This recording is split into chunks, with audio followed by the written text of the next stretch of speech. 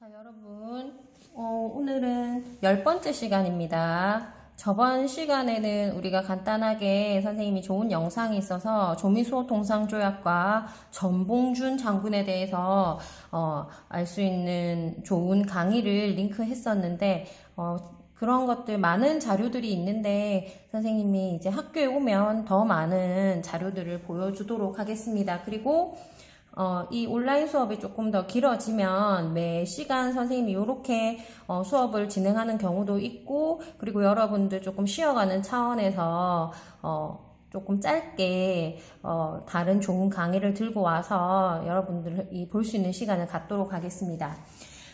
저번 시간 했던 내용을 잠깐 보고 오늘 수업에 들어갈게요. 저번 시간에 우리가 했던 게 이제 동학농민운동인데, 동학농민운동은 맨 처음에는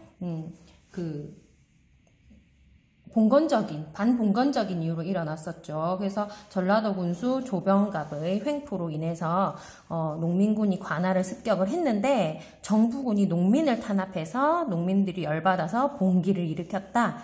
그래서 이 농민군들이 황토현 전투 등 여러 전투에서 승리를 하면서 전주성을 점령을 했었고, 전주성을 점령한 다음에 이제 그 전주성을 점령하면서 너무 세력이 커지니까 그 정부에서 이제 민씨 세력이죠. 청나라의 지원군을 요청을 했다. 그래서 청이 파병을 했다. 근데 청이 파병할 때 텐진조약에 의해서 일본도 파병을 하면서 이 농민군들이 외세가 이렇게 들어오는 건 아니다 해서 전주 화약을 맺고 자진 해산을 했었어요. 그렇죠? 자, 이때 농민들이 주장했던 게 패정개혁안 12개 조였는데 이런 내용이 들어있었다라는 거 기억이 나죠. 그렇죠? 그랬는데 이제 농민군이 자진 해산을 했으니까 정부가 청하고 일본의 군대를 철수로 요청을 했는데 일본군은 거부를 했고 경복궁을 무단으로 침입을 해서 점거를 하고 청나라한테는 전쟁을 붙였죠. 그래서 청일전쟁이 일어났습니다. 그래서 이거는 아니다 싶어서 우리나라에서 이 동학농민들이 다시 어떻게 재봉기를 하게 되죠. 일본군 나가라 하기 위해서. 그런데 무기의 열세 이런 것 때문에 결국에는 패배하게 되면서 동학농민운동이 실패했다라고 배웠습니다. 그리고 일본이 우리나라를 강제로 경복궁을 점령을 하고 청일전쟁 중에도 이제 일본한테 승세가 계속 기울거든요. 그러면서 우리나라의 일본군의 내정 간섭이 심화되고 그다음에 농민군의 일부는 더 이제 일본을 어떻게 무찔러야 된다 해서 항일투쟁 의병으로도 계속 투쟁을 했다. 뭐 이런 내용을 저번 시간에 배웠습니다. 그래서 이번 시간에 배울 내용은 드디어 우리나라의 근대적인 개혁을 하게 됩니다. 가보개혁인데요. 이 가보개혁에 대해서 배우도록 하겠습니다. 교과서도 준비해 주세요. 오늘은 한번 보도록 하겠습니다. 자, 가보년에 실시한 개혁을 가보개혁이라고 얘기를 해요. 일본 같은 경우에는 메이지 유신이라는 걸 했었죠. 그렇죠? 그래서 굉장히 급격하게 근대화를 추진을 하는 방식으로 해서 메이지 유신을 했었는데 그 메이지 유신처럼 우리나라에도 이제 가보개혁이라는 개혁을 실시하게 되는 겁니다.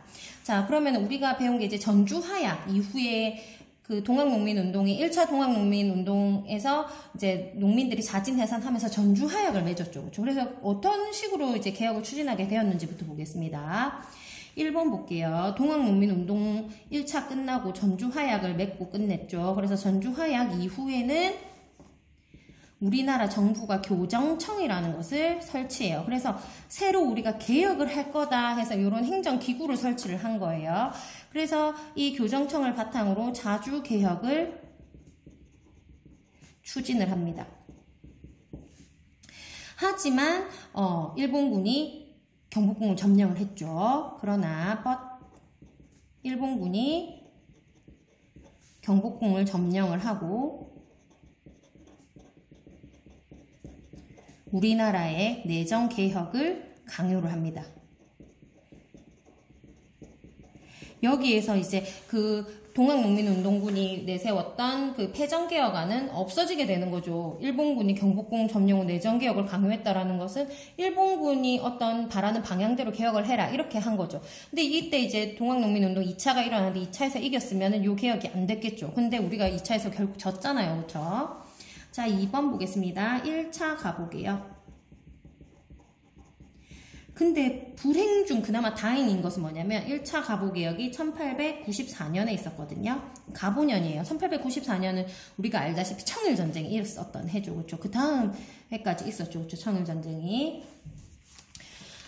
청일전쟁이 있었기 때문에 일본 애들은 계속 어떻게 했었겠어요? 전쟁에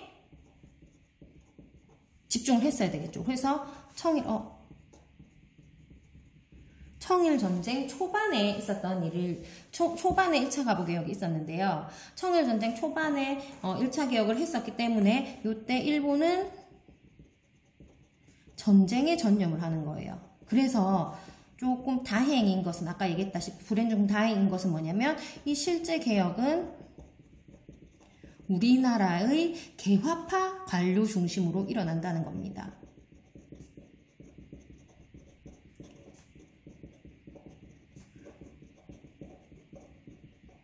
그래서 이 관료라는 것은 관리를 얘기합니다. 그래서 어떤 내용이 있었는가 한번 볼게요. 배경. 일단 1차 가보개혁을 우리가 이때 전주화약으로 개혁을 추진하였으나 이거는 안 됐고 1차 가보개혁은 일본이 어떻게 강요를 해가지고 하게 되긴 되죠. 그렇죠? 그래서 배경은 뭐냐? 일본의 내정개혁 강요가 되겠죠. 근데 이때가 바로 이제 청일전쟁 초반에, 그러니까 우리나라 경복궁 점령하고 내정개혁 강요, 요거랑 같은 말이죠. 그러면은 어떻게 개혁을 했느냐? 일본은 실제로 그 민씨 정권이 청나라의 세력이라고 생각을 했기 때문에 흥선대원군을 앞세우거든요. 근데 흥선대원군보다는 실제적으로 정치를 할 사람들, 그러니까 지금으로 치면 내각의 총리 정도 되는 사람을 김홍집이라는 사람으로 앉혀요. 그래서 실권은 이 사람이 갖고 있었어요. 그래서 김홍집이 내각을 구성합니다. 내각이라고 하는 것은 우리가 선생님 저번 시간에 잠깐 얘기했다시피 의원 내각제라는 게 있다고 했었죠. 그래서 왕도 있고 국회도 있는 상태인데 왕은 실제적으로 정치적인 권한은 별로 없고 내각에서 정치를 하는 거죠. 그래서 김홍집이라는 사람이 이 정치를 이끌고 가는 거예요. 그 다음에 새로운 그 개혁 기구로서 군국기무처라는 것을 설치합니다. 요때 전주화약교회는 교정청을 설치했지만 잘 안 됐죠. 그쵸? 그래서 이제 군국기무처를 다시 설치합니다. 일본 애들이 하라고 해서. 그래서 이 1차 가부개혁 내용이 중요한데 정치적으로 어떤 개혁을 했는지 먼저 볼게요. 일단은 우리나라가 청의 연호를 사용하고 있었거든요. 그래서 그것을 폐지합니다. 그래서 청의 연호를 썼다는 것은 청나라하고 시스템이 같이 흘러간다는 거죠. 그렇죠? 연호라는 것은 몇 년 이렇게 이름에 붙이는 호죠. 그렇죠? 몇 년. 이 년을 부르는 이름이 되겠죠. 그렇죠? 그래서 뭐 광개토 대왕이 뭐 영락이라는 호를 썼다 뭐 이런 거 있었잖아요. 그런 것처럼 우리가 이때도 청의 연호를 들고 와서 뭐 몇 년 이렇게 썼었는데 그거를 폐지했다라는 거예요. 그 다음에 과거제도 폐지시킵니다. 자, 그 다음에 뭘 했냐면요. 왕실과 행정사무를 분리한다라는 거예요. 이게 바로 뭐냐면 그 입헌군주제, 의원내각제라고도 하고 이제 입헌군주제가 되는 거예요. 그래서 헌법에 입각해서 있는데 군주도 있다 해서 군주가 헌법에 입각해서 다스린다. 그래서 왕실은 주로 이제 명예를 갖고 있고 행정이 사무분리, 그러니까 그 정권을 그 정치를 하는 것은 누가 하느냐? 이제 그 내각에서 하는 거죠. 내각. 우리로 치면은 국회 정도로 생각을 하면 돼요. 알겠죠? 그래서 이런 식으로 해가지고 지네가 이제 국회가 아니라 행정부가 되겠죠. 미안합니다. 근데 이 행정부도 어차피 국회의원으로 구성이 되기는 구성이 됩니다. 어쨌든 그래서 왕실과 행정사무를 분리를 했습니다. 입헌군주제로. 자, 그 다음에 경제 분야에서 무엇을 했느냐? 재정을 일원화했습니다. 그래서 재정을 일원화한다라는 것은 재정 담당을 한 관청에서 본다라는 거죠. 이거 언제 있었던 일이에요? 그쵸? 갑신정변 때 추진했었던 거죠. 근데 갑신정변은 실패했었죠. 그쵸?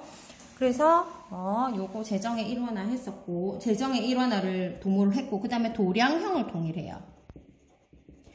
도량형이라는 것은 뭐냐면요. 각종 단위를 얘기합니다. 그래서 화폐, 무게, 뭐 길이 뭐 이런 단위를 전부 다 통일한다라는 거예요. 예를 들자면 뭐 무게를 재는 단위도 우리는 킬로그램, 톤, 뭐 몇 돼, 뭐 파운드 이런 게 있죠, 그렇죠? 그런 거를 하나로 통일을 했다라는 겁니다. 그 다음에 세금을 돈으로 내는 금납파. 금으로 낸다라는 게 금이 돈을 의미하거든요. 그래서 요런 것들, 요것도 써줄까요? 세금을 돈으로 납부. 그 다음에 재정의 일원화도 써주겠습니다. 재정의 일원화 뭐냐면 얘는 재정 담당 돈이죠. 관청을 하나로 통일한다라는 내용이죠. 그렇죠? 자, 그 다음에 사회적인 분야에서는 어떤 개혁을 해왔느냐 볼게요. 일단 신분제를 공식적으로 이제 철폐하게 됩니다. 우리나라가 신분제가 없는 나라가 되는 거예요.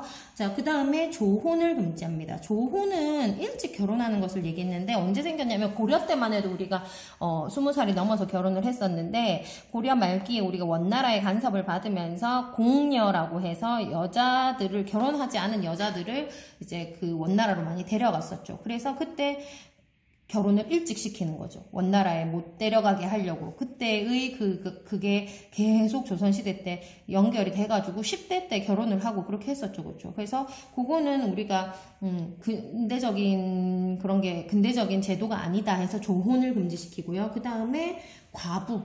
남편이 없는 그 부인의 과부라고 하죠. 과부의 재가 다시 결혼하는 것을 허용해 줍니다.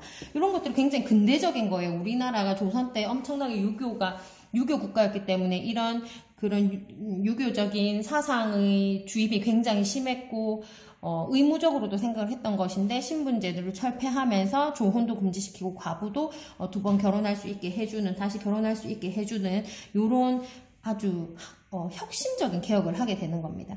이게 1차 가보개혁이에요. 근데 이 1차 가보개혁은 보면요. 일본한테 유리한 게 하나도 없어요. 그래서 2차 가보개혁을 하게 됩니다. 자, 2차 가보개혁은 배경부터 볼게요. 역시 1894년에 일어납니다. 2차 가보개혁의 배경은요. 청일 전쟁에서 일본이 승리하게 되거든요. 그러면 이제 일본은 본격적으로 우리 조선을 먹으려고 하겠죠. 그렇죠? 그래서 일본의 우리 조선에 대한 내정 간섭이 심해지는 거예요. 실제로 청일 전쟁은 일본하고 청나라하고 싸운 거지만 뭐 때문에 싸웠냐면은 우리 조선을 누가 가질 것인가에 대해서 이제 싸운 거죠. 그렇죠? 그래서 청일전쟁에서 일본이 승리했으니까 조선에서 청의 세력이 빠졌다고 생각을 하면 됩니다. 그래서 일본의 조선에 대한 내정 간섭이 굉장히 심화가 되었고 그러면서 이 가보개혁 1차가 마음에 들지 않는다라는 거예요. 그래서 어떻게 했느냐? 군국 기무처를 폐지시킵니다. 1차 가보개혁 한다고 만들었던 군국 기무처를 폐지시키고요. 완전히 이제 일본식으로 개혁을 하려고 하는 거예요. 그래서 이때 김홍진만 앉히는 게 아니라 훨씬 더 친일적인 인물인 박영효라는 사람을 이제 둘이 연합해서 총리를 해라 해서 연립내각을 세우거든요. 그러니까 김홍집 내각에서 2차로 가면은 김홍집, 박용호 연립내각이 들어서는 거예요. 이 내각은요 굉장히 친일적인 내각이에요. 그래서 일본의 협조를 굉장히 많이 하는 내각, 정부라고 생각을 하면 됩니다. 내각은요 정부입니다. 정부. 그래서 얘네들이 연립내각을 세워가지고 가보개혁 2차에는 어떤 내용을 했느냐. 홍범 14조라는 것을 개혁 아니거든요. 홍범 14개 조항, 홍범 14조를 만들어서 이 내용 안에 보면 이제 여러 가지가 있거든요. 요거는 교과서로 찾아볼게요. 그 다음에 여기에서 중요한 게 사법권을 행정권에서 독립시켜요. 분리 독립시킵니다. 우리나라 지금은 참고로 한번 볼까요? 우리나라는 어떻게 돼 있냐면 3권 분립이 되어 있죠. 그쵸? 그래서 어떻게 되어 있냐면 입법, 행정, 사법으로 분리가 되어 있는데 입법을 하는 데가 법을 만드는 거죠. 법을 제정하는 것. 그래서 누가 하냐면 이제 국회에서 하는 거고요. 국회의원들이 하는 거죠. 행정은 뭐를 하냐면은 이제 법을 집행하는 겁니다. 그래서 여기서 만들어진 법을 실행에 옮기는 거예요. 그래가지고 만약에 뭐 선거법 이런 걸 제정했다 하면은 선거관리위원회라는 행정부에서 그 선거법에 맞게 만드는 거고, 그 다음에 뭐 만약에 무슨 교육법에 대한 걸 만들면 행정부인 교육부가 그거를 법을 집행을 하는 거죠. 그래서 얘네들은 이제 우리가 흔히 알고 있는 여기 행정이라고 적겠지만 역시 행정부 또는 그냥 정부라고도 해요. 그래서 요런 애들이 하는 거고, 사법은 뭐냐면은 법을 적용하는 거예요. 그래서 사법이 법을 적용하는 데는 누가 하냐면은 이제 사법부에서 하는 거죠. 즉 어디냐면 이제 그 법원 여기서 하는 거거든요. 그래서 우리가 법은 굉장히 어렵게 되어 있기 때문에 A와 B가 어떤 사건에 휘말린다면 이거를 우리가 법원에 가서 소송을 하게 되는 거죠. 그렇죠? 근데 우리 법은 구체적으로 적혀져 있지 않고 굉장히 이렇게 뭉뚱그려서 추상적으로 적혀 있기 때문에 이 실제의 세세한 사건을 법에다가 어떻게 법에 위배되는지 적용시켜 보는 거예요. 대입시켜 보는 거예요. 이게 이 사법부가 하는 거예요. 그래서 법에서 이게 A가 잘못했다 법으로 보면, 그래서 A한테 뭐 어떤 벌을 준다 하고 사법부에서 땅땅땅 하면은 얘 만약에 뭐 3년 징역을 선고한다 이렇게 하면 사법부가 얘기를 하죠. 그럼 사법부가 3년 징역해라 하면 이 법을 집행하는 건 또 행정부인 거예요. 그래서 3년 동안 그 교도소에서 살게 하고 일도 시키고 하는 건 이제 행정부에 있는 그 행정부에서 이렇게 하는 게 되는 거예요. 그 법을 집행한다라고 하는 거죠. 알겠습니까? 그게 삼권 분립인데 옛날에 이게 됐습니까? 안 됐죠. 옛날에 왕이 있으니까 왕이 전부 다 했던 거예요. 근데 이 가부개혁에서는 왕의 권력을 어떻게 했어요? 그렇죠. 좀 축소시켰죠. 그래서 행정권에서 나라를 돌보는 일을 하는 것에서 사법권을 독립시켰다라는 거예요. 그래서 이걸로 보면 이제 법관은 재판을 하고, 그 다음에 각 지방관들은 이제 행정 업무를 보는 겁니다. 그러니까 지금으로 치면 옛날 우리 지금 울산시장이 뭐 했다는 거예요. 법도 다 했다는 거예요. 재판도 다 했다라는 거예요. 근데 이 2차 가부개혁을 기준으로 해서 재판은 법원에서 하는 걸로 분리 독립이 되었던 겁니다. 그 다음에 이때 했던 게 교육입국조서라는 거예요. 이 교육입국조서라는 것은 교육으로 나라를 세운다라는 뜻이거든요. 그래서 이 교육입국조서를 통해서 무엇이 생겼냐면 이제 근대교육제도가 마련이 된 거죠. 우리나라의 근대교육제도. 그래서 뭐 초등학교, 중학교, 고등학교, 대학교 이거는 아주 최근대적인 거고, 이 소학교, 뭐 중학교 이런 식으로 이런 근대적인 학교 제도가 마련이 된 게 교육입국조서. 근데 교육입국조서는 1895년에 발표가 되거든요. 그 2차 가부개혁 안에 있는 거긴 해요. 그래서 그 교육입국조서가 발표가 되면서 우리나라의 이런 근대적인 교육제도가 마련이 되었다라는 겁니다. 자, 그 다음에 네 번째 보겠습니다. 이렇게 2차 가부개혁을 하고 해서 우리나라의 일본에 대한 굉장히 그 세력이 커졌죠. 그쵸? 세력이 커져서, 이러다가 일본이 너무 커지는 거 아니냐, 하게 되는 사건이 너무 커지게 되는 게 아니냐. 그래서 이 일본을 견제해야 되겠다라는 움직임이 나타났는데 그게 바로 뭐냐? 삼국 간섭이라는 거예요. 삼국이 간섭했다라는 겁니다. 고구려백제 신라가 아닙니다. 세 개의 나라. 이게 1895년인데 이 삼국은 러시아, 프랑스, 독일입니다. 무슨 일이 있었냐면요. 청일전쟁이 일어났죠. 청일전쟁에서 누가 승리했어요? 일본이 승리를 했죠. 청일전쟁에서 일본이 승리하고 나서 얘네 둘이 조약을 맺어요. 시모노세키 조약. 일본 시모노세키에서 조약을 맺어서 시모노세키 조약이라고 얘기를 합니다. 근데 시모노세키 조약은 누구랑 맺은 거라고요? 청과 일본 사이에 맺었는데 누가 졌어요? 청이 졌죠. 그러니까 청한테 불리하게 내용이 들어가 있겠죠. 그래서 이 내용이 뭐였냐면 청의 랴오둥 반도라고 있습니다. 우리 이거 엄청 많이 나오는 반도예요. 진짜 중요한 반도예요. 이 랴오둥 반도하고요. 타이완, 지금 대만 타이완이죠. 타이완을 일본에 할양한다 라는 내용입니다. 자, 한번 볼까요? 랴오둥 반도 한번 보겠습니다. 랴오둥 반도는요, 우리가 하는 말로, 우리말로 하면 쉽게 요동 반도를 얘기해요. 그래서 우리나라 요렇게 생겼으면 요렇게 되어 있죠. 그쵸? 어머, 요렇게 되어 있죠. 그럼 여기에 흘러가는 강이 무슨 강이냐면 요하강입니다. 그래서 요하강 요렇게 흘러가거든요. 그래서 요하강의 동쪽 지역을 요동지방, 서쪽 지역을 요서지방이라고 해요. 그래서 이 요하강의 요 튀어나온 동쪽의 반도를 무슨 반도라고 한다? 요동반도라고 얘기합니다. 엄청 중요하죠. 고구려 때부터 엄청 중요했던 반도예요. 그죠? 그래서 이 요서지방이라고 하고 요동반도라고 얘기하죠. 푹 튀어나와서. 요동반도를 주고요. 일본이 여기를 가져간다라는 거예요. 그 다음에 요쯤에 타이완 있죠. 타이완까지 다 가져간 겁니다. 일본이. 할양한다라는 것은 그 지역의 지배권을 준다라는 거예요. 그래서 결국에는 뭐냐면 청일전쟁 결과 랴오동반도와 타이완을 일본한테 뺏겼다라는 겁니다.